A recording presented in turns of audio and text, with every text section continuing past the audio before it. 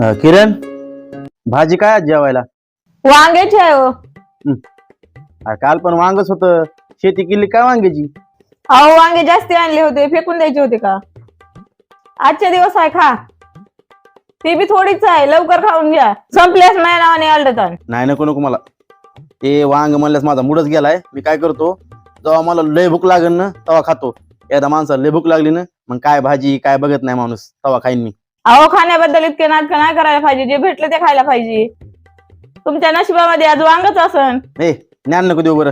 काकू, काय ग दीदी? भाजी काय केली हो तुमच्या इथं?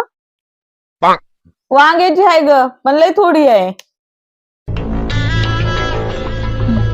आमच्या घरी केली मटणाची भाजी आणि मला मटण बिलकुल बी आवडत नाही.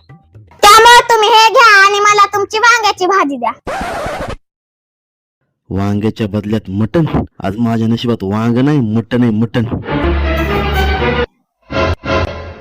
हार थोडी कामून भरपूर आहे. थांब मी आणतो हा दीदी वांग्याची भाजी. हा बघ दीदी वांग्याची भाजी धर. Thank you uncle. ए दीदी ते मटणाची भाजी दिली मला. अंकल, मला मटणाची भाजी आवडत नाही ना, म्हणून घरच्यांनी माझ्या हिश्श्याची मटणाची भाजीच केली नाही. अरे मग तू असं काम म्हणलीस, हे घ्या आणि तुमची भाजी द्या म्हणून.